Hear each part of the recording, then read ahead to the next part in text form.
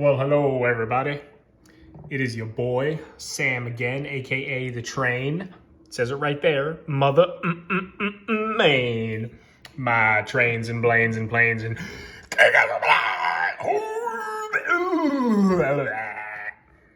that was interesting. Again, if you are not a fan of my intros, I can't help you, but I'm glad you're here. So I decided to start making new style videos, as in the first update of my brand new layout is uploading as we speak. It's Tuesday, February 15th. About to watch the Cavs game. Couple All-Stars, couple Rising Stars. They are good again. So I'm uploading this video right now and going to be putting in some work on the new layout tonight. So what I have decided is, instead of, I have that first video uploading now, instead of waiting 2 or 3 weeks or a month or whatever I promise you guys that I never stick to, I would just start documenting as I'm working on things, keeping the clips, and then instead of one long run through of me talking for 20 minutes, the videos will still be about the same length, but you'll get to see the progress and actually the work I'm doing as I'm doing it. So, well, what did I really talk about in the first video? So I guess I'll give you a brief rundown again. This will be my 4th layout on the channel, 5th overall. And I started it this past weekend after selling my previous shelf layout. Wanted to do another shelf layout. My intent is to make this mobile when I do move eventually. And my basis for that reasoning is starting in the corners only. I'm not gonna expand this at all until I move. If I finish this completely 1000%, oh well, I have nothing else to work on, that's fine.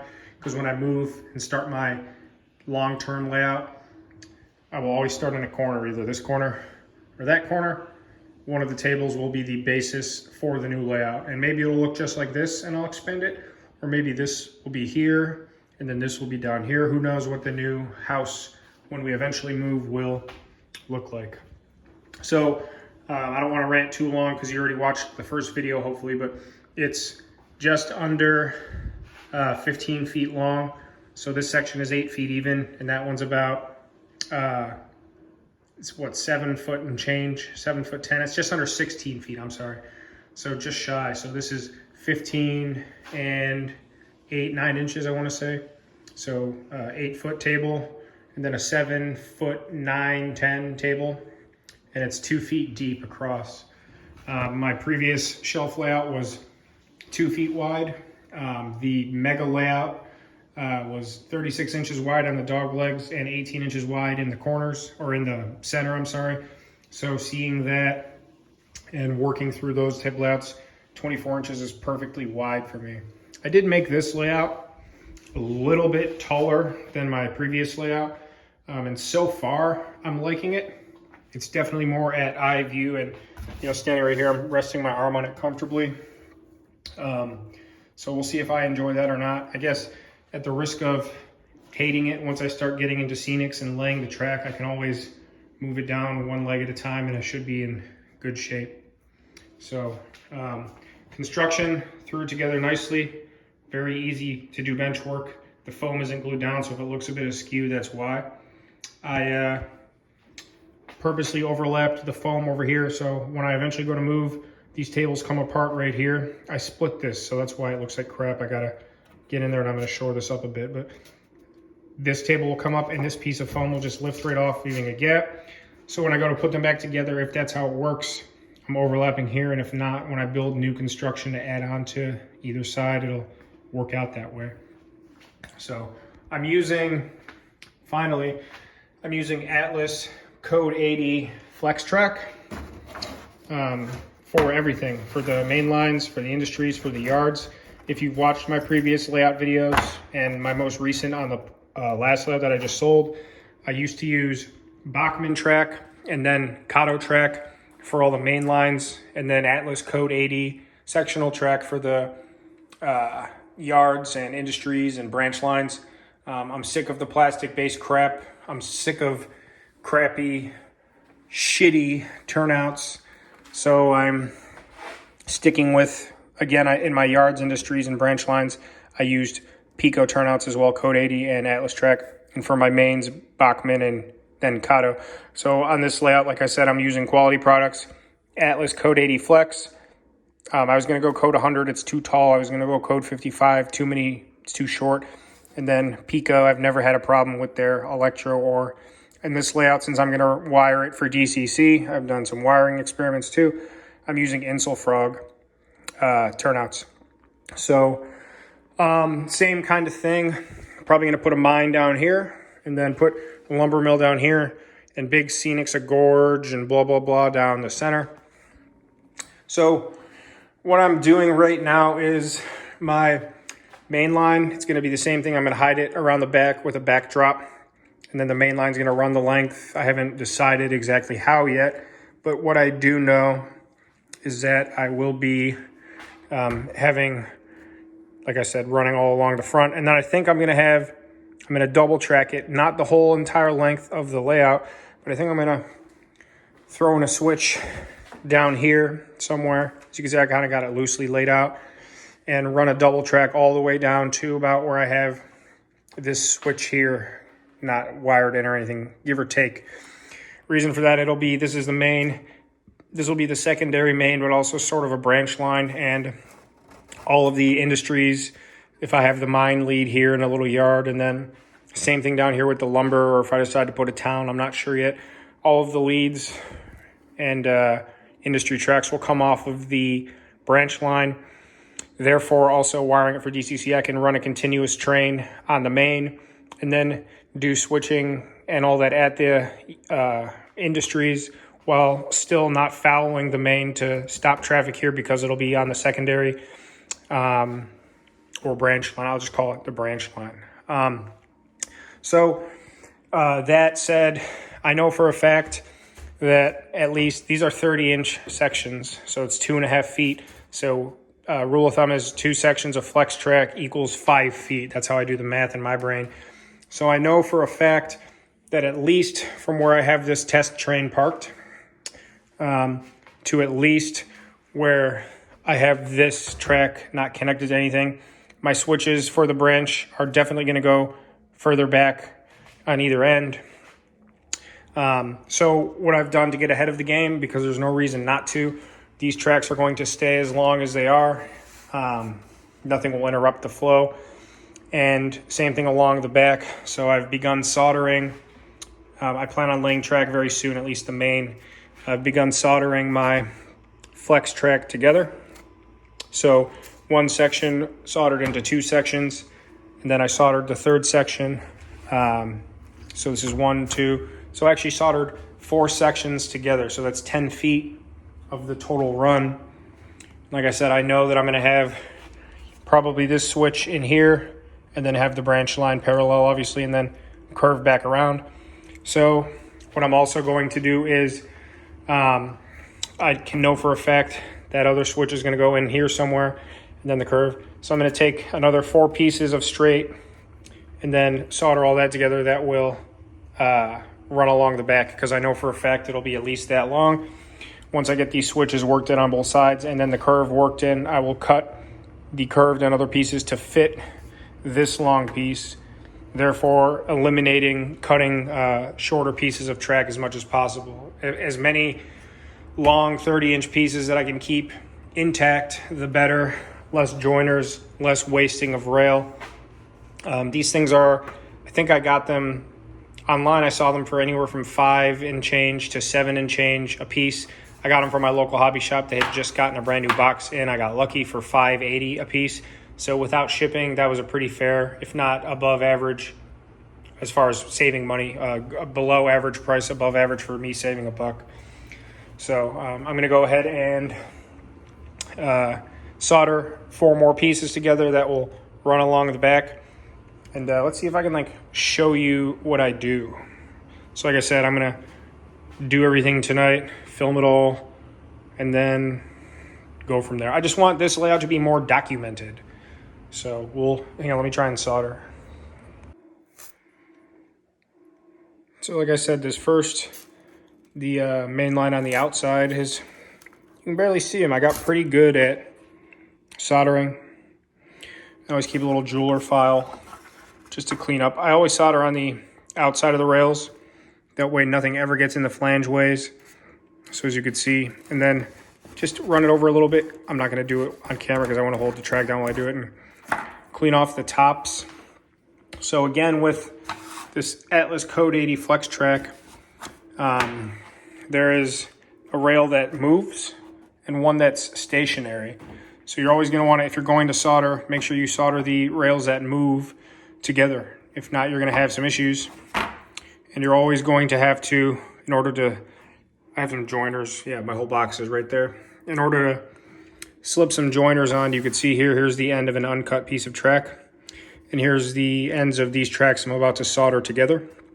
So if you look, the side with the movable rail, the ties, there's gaps. The stationary side, there is no gap. It's stuck there, just like any other sectional track like that, Atlas or Pico or Micro Engineering. So I'm not gonna do it on camera, but I always just take my X-Acto knife, chop off one tie on either end, again, because you could see this tie, it's askew because I pulled it out a bit, but there's not enough room to get a joiner on the end of that rail. So there is a bit of a gap. Cut off one tie here, and I could slide those together nicely. What I do is, you could see, where it's already been soldered, there's a little bit of a gap. I took off a little more here than I needed to, but I save all the ties that I've cut, even with the little nubs still on them. And when I go to actually glue down and get the track in place permanently, you can see a few more welds right there, solder welds. I do a pretty good job. I'm not tooting my own horn, but they look better than the previous two layouts. I save all the ties, so when I go to actually lay the track down and glue it in place, I'll take one of these and, cut all the nubbies off, make it look nice, and just slide it right back under. It's hard to do this with one hand. So I've got 4 sections soldered together here, and then I know it's going to be at least that length on the back. So I'm just going to get ahead of myself, solder those 4 pieces together, and then I'll have, like I said, 30 inches, so 5 feet is 2. So I'll have a 10 feet soldered straight run and then a 10 feet soldered straight run on the back. And then once I get some more flex, I'm going to pick it up tomorrow. I'll be able to get my curves in, make the circuit complete on the outer, and then start figuring out where these initial turnouts are going to be for the branch line. Once I get one more Pico number 6 Insel Frog, which I'm picking up tomorrow as well, figure out where it's going to go down there. That won't change, so the outer main as a whole will at least be complete in name. I'm not going to lay it just yet. Figure out the branch line, at least where the switches go, and then I could start to work the track plan around the industries that I'm going to have. I have a loose plan in mind, and I'm thinking somewhere here in the middle, I'm going to have probably a tunnel feature, and then a nice run, and then maybe another tunnel feature, like this, make this the mountainy, rocky area, and in between the 2 tunnel features, maybe like a nice bridge section. Like I said, the branch line will make the entire length of the main line on the front of the layout. And then as far as I'm going to put my fascia on sooner than later, if and when I move and use these sections again, if I put in new sections or there's more wall space, I can always put on new sections of fascia. I'm not worried about that. And the backdrop, I'm going to do straight and then cut it where the tables overlap and then straight. So I don't anticipate any problems with that. So I'm going to try and show you how I solder this joint live. Pretty simple stuff. You saw me trim the ties, or how I trim the ties. I threw my joiners on. So I'm going to take my X-Acto knife. You can see what I'm doing. I'm just making sure that the joiners are perfectly centered on the gaps in the rail, and they are. So what I'm going to do now, I have my soldering iron, it's nice and hot. I have my solder, I keep it, whenever I buy a new spool, I put it in this little case with the hole so I can peel it out like string. It's very nice, keeps it neat and organized. So I don't use flux. People can hate on me if they want. There's no need for it in my book. I am going to take my tip with no solder on it and heat up the joint on both sides, and then just kind of hold it there in the center. Maybe 8 to 15 seconds, depending how frothy I feel. And I'm going to take just a little bit of solder and put it right on the tip. Go ahead and get the tip in place on the center of the joiner, and go ahead and feed myself a little bit of solder, and then just run back and forth along the length of the rail joiner a few times. Go ahead and clean that up again. And I always do it on the outside of the rail, nice and clean. So let me do the back side again on the outside. So here I'm going to heat it up. I like to just go about 10 seconds. I'll run it back and forth and then hold it right on the joiner for about another 3 or 4 seconds. Just get it nice and warm. Again, then I just always take a little tiny bit, put it right on the tip, center it. It's hot, it's ready. Feed a little bit as I move it, and I never stop moving it the length of the entire joiner until I see that it's nice and smooth, and that's simple. Now hang on, let me put my iron down, put my solder down, and like I said, I've gotten good at this, and it makes me feel good. Almost perfect. I know it's hard to zoom in. I hope when I render these video files, it'll look even better. You can barely tell that you can see it, but you can barely tell it's there. And then where's my jeweler file? So I'll do it a little better off camera, but nothing got on the tops of the rails, but just to be safe, run it over the tops and the insides if you prefer. And you have soldered joiners. So I'm going to finish this section, the other 2 joints, and then I'll have a 10-foot section. So soldering. So I guess I could have showed you a few more, but this line was already done before I started taping. And then I've got another, and another. So you can see I've got these parallels, so 5 feet a piece and 5 feet a piece. So that's 10 feet of what will stay straight when it's glued down. Flex track. So this will be up front, and like I said, and then this will be in the back, and like I said, I'll work it all in. And I think that's all for right now. So this video will probably still continue on, but I'm calling it quits for this little session. So we'll see how these new edits work. And you can hear the halftime show in the background, but I have my longest car and a short little box car. Keep in mind the phone's not glued down, neither is the track, but the flex track runs incredibly smooth. Those joints are super nice, power conductive. And there you go.